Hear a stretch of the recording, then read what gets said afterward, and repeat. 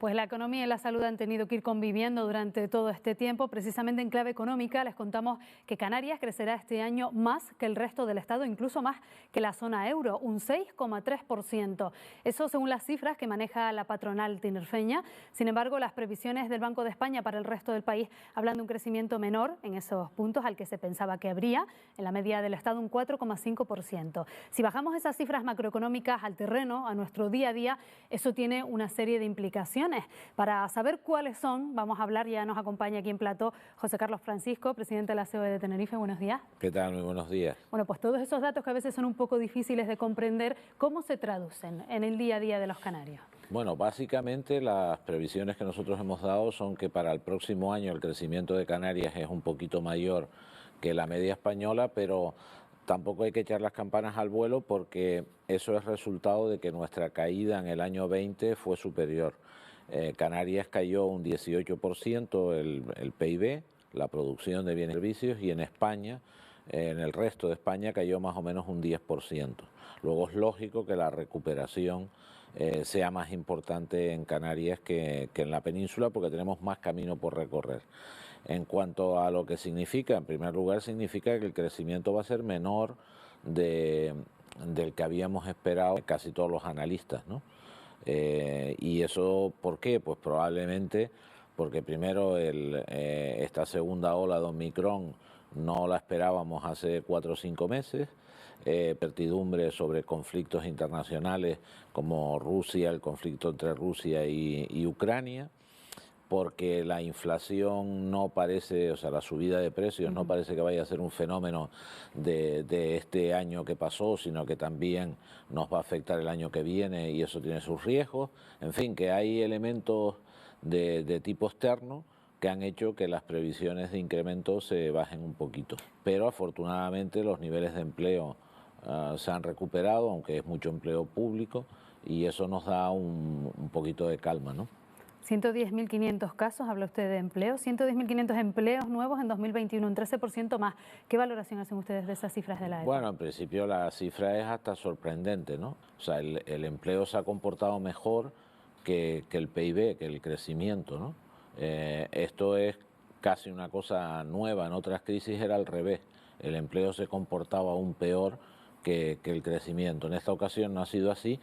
Pero también es verdad que el sector público ha ayudado mucho, ha sido el gran generador de nuevo empleo, ha sido el sector público, y esto en el corto plazo está bien, pero no es sostenible en el medio plazo. Es decir, el sector privado tiene que coger el relevo de los nuevos empleos, ¿no? Cosa que esperamos que podamos ir haciendo este año poco a poco. ¿Qué necesitarían ustedes para poder crear esos empleos que hacen falta? Nosotros los empresarios lo más que necesitamos es que la COVID se acabe, desaparezca o al menos tenga una incidencia pequeña y normalicemos la situación de la COVID como una gripe habitual. Eso nos daría seguro la posibilidad de volver a crecer rápido y potente. Hasta que eso no ocurra, siempre estaremos caminando más despacio de lo que podríamos hacer.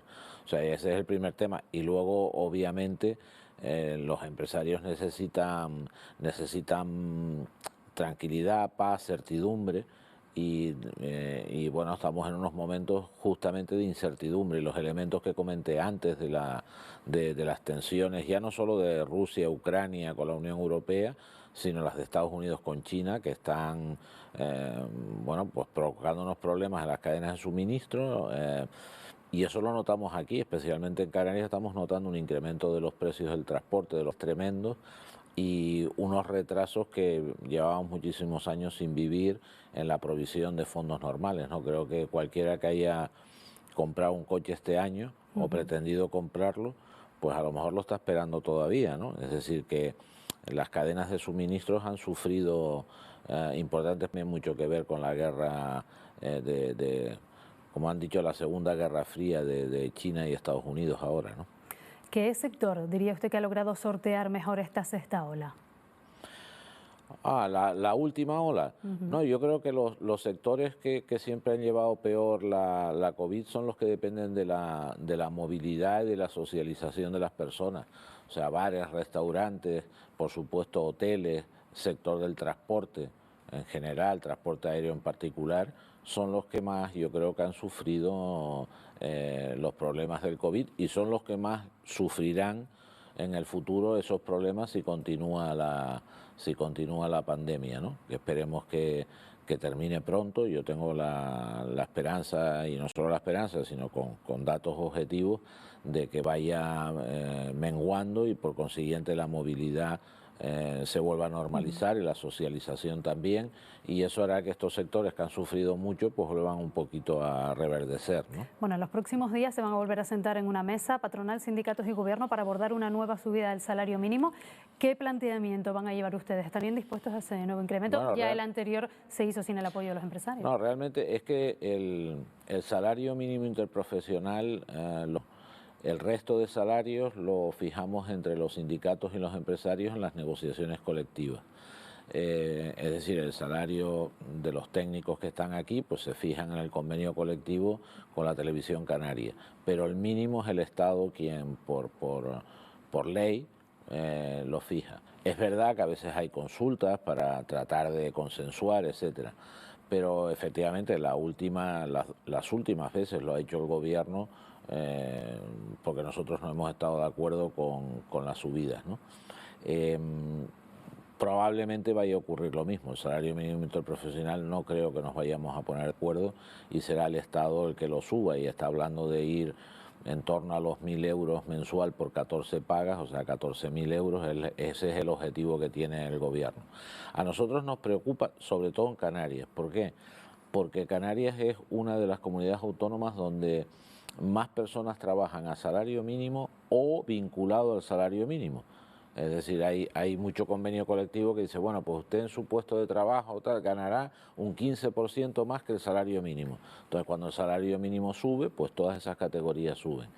Y a nosotros como empresarios nos preocupa otra subida importante del salario mínimo, porque creemos que, por ejemplo, a una región como el País Vasco le afecta poco, pero a una como Canarias le afecta bastante, y creemos que la prudencia debe formar parte de la decisión que tome el gobierno, no solo la política pura y dura, ¿no? Pero claro, eso también puede tener una lectura positiva para todas esas personas que, como usted ha dicho, en Canarias son quienes más reciben ese salario mínimo. Todos los estudios que hay a nivel internacional, y los españoles también, el Banco de España en particular, alertan de una cuestión. Si todo fuera tan sencillo como que subir el salario mínimo o los salarios, solo viéramos la parte positiva, que es que ganas más dinero, tienes más para gastar o para invertir y tal. Claro, esto es la parte positiva del asunto. ¿Cuál es la parte negativa? Que si las empresas no tienen la competitividad suficiente, ajustan quitando empleo.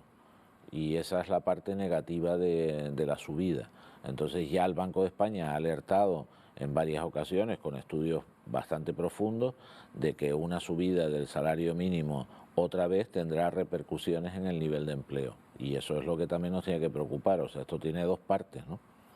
Bueno, antes de finalizar, me queda un minuto de entrevista. Me gustaría preguntarle, usted es presidente de la patronal tinerfeña, pero creo que le queda poco tiempo en el cargo, ¿se va? Sí, me queda poco. Ya nosotros fijamos periodos máximos de tiempo, y a mí me toca hay reelección este año. En el año 22 antes de que acabe el año, debemos producir el cambio de presidente. Dígame algún nombre que se esté manejando para relevarle. No se están manejando nombres, ha salido alguna cosa que otra, pero yo creo que dentro del actual comité ejecutivo hay varias personas que pueden desempeñar el cargo magníficamente bien. La cuestión es que puedan, la cuestión es que quieran, pero vamos, tenemos gente para el relevo más que de sobra, ¿no? Quizás el problema va a estar en convencer a algunos, ¿no? Bueno, pues a ver qué pasa. José Carlos Francisco, presidente de la COE, gracias por habernos acompañado. A vosotros, muy amable.